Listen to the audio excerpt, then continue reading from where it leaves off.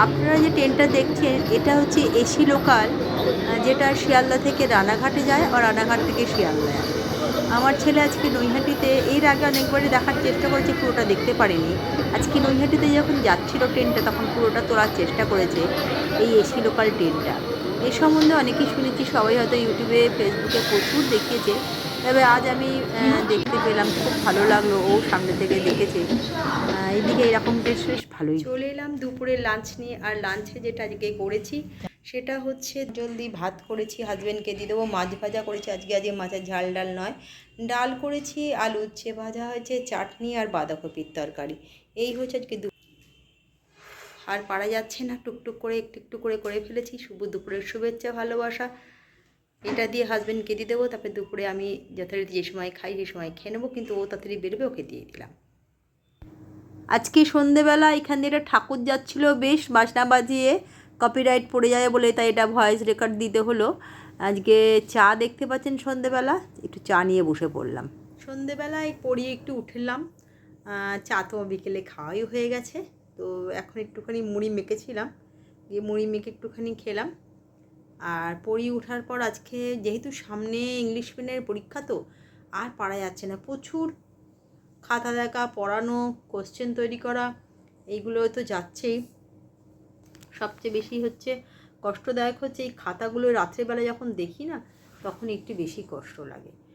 কারণ তখন আর শরীরটা নেয় না, সারাদিন পরিশ্রম করার পর খাতা দেখতে গেলে তখন ইচ্ছেও করে না। তারপরে কি একটু নিজেদের মধ্যে কথাও হয় না, ছেলে আমি ওর বাবা তিনজনে একটু বসে কথা বলি, যে কোনো বিষয় হোক না কেন, সেটা হারও ওঠে না। তবে চেষ্টা করি একসাথে একটু কথা বলতে, গল্প করতে। তবে সামনে পরীক্ষা এসে গেছে, তাই পড়াশোনার চাপটাও আছে। চলে গেল 15ই আগস্ট, কোথা দিয়ে চলে গেল নন্দোৎসব, জন্মাষ্টমী, সবই চলে গেল। এখন সামনে আসছে হচ্ছে গণেশ চতুর্থী। 12 মাসে 13 পার্বণ লেগেই আছে আমাদের।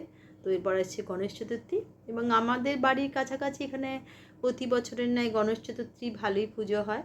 আর যেটা হয় সেটা হচ্ছে আমার বাড়ির একদম সামনে বছরে এখানে একটা বড় শনি মন্দির আছে, সেখানে বছরে একটা বড় উৎসব হয়, যখন এই সময় হয় ঠিক দুর্গাপুজোর আগে আর বিশ্বকর্মা পুজোর আগেই হয়। তো সেটা পরের শনিবার আমার মনে হয় বড় করে পুজো হবে, তার জন্য অলরেডি কাটানো হয়ে গেছে, প্যান্ডেল কাটানো হয়ে গেছে। তো সেটাও খুব ভালো হয়, একদিনই শনিবারে পুজোটা হয়, কিন্তু বেশ বড় সড়ো জাঁকজমক করেই পুজোটা হয়, খুব ভালো লাগে পুজোটা হয়। সব রকম গান টান বাজে এবং সারাদিন খুব বড় উৎসবের মধ্যেই দিনটা কাটে। তো কোথা দিয়ে একটু একটু করে আমরা কিন্তু এগিয়ে যাচ্ছি দুর্গাপুজোর একদম সন্নিকটে। এই কি বলে, গণেশ চতুর্থী শেষ হওয়ার পরেই কিন্তু চলে আসবে বিশ্বকর্মা পুজো, আর বিশ্বকর্মা পুজোয় আসে গেলেই মিনি দুর্গাপুজো, ওই দিনটাকেই আমরা বলি ছোটোবেলা থেকে। আর তারপরেই দুর্গাপুজোর মহালয়া আগে হবে, তারপরে দুর্গাপুজো। প্রতিবারে পুজোটা যেন কোথা দিয়ে চলে যায়, আর সব জিনিস না আস্তে আস্তে এটাই ভালো লাগে, চলে গেলে যেন কোথা দিয়ে চলে যায় বুঝতে পারি না। তাই সব কিছুই আশাটা খুব ভালো, চলে গেলে মনটা যেন কেমন হয়ে যায়। তো চলুন, সকলে সুস্থ থাকুক, ভালো থাকুক, এই কামনাই করি। আর রাতের ডিনারে আজকে আলুর দম আর রুটি করেছি, আপনাদের অবশ্যই দেখাবো। তবে আলুর দমটা খুব ভালোভাবে রান্না করেছি, একদম কষা কষা, অনেকদিন বাদে করলাম। চন্দ্রমুখী বড় বড় আলু, এক একটা আলুকে 4 ফালি করে কেটে ভালো করে সেদ্ধ করে ভেজে ভালো করে করেছি। দেখতে কিন্তু দারুণ হয়েছে, আপনারা দেখলেই বুঝতে পারবেন। ওটা খেয়ে বলতে পারবো, না খেলে তো বলতে পারবো না, তবে আশা করি অবশ্যই ভালো হবে। তো চলুন, রাতের ডিনার আপনাদের সঙ্গে দেখা হচ্ছে। চলে এলাম শুভরাত্রের ডিনার নিয়ে, রাত্র অনেক হয়ে গেছে।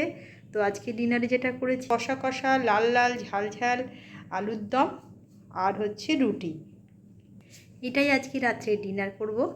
আর সকালে উঠতে হবে, ছেলেও বেরোবে, সবাইকে বেরোতে হবে। তো তার জন্য আর দেরি না করে চটজলদি দেখিয়ে দিলাম। শুভরাত্রি, অনেক শুভেচ্ছা আর ভালোবাসা। কালকে একটা নতুন ব্লগ নিয়ে নতুনভাবে হাজির হয়ে যাব। আজকের মতন গুড নাইট।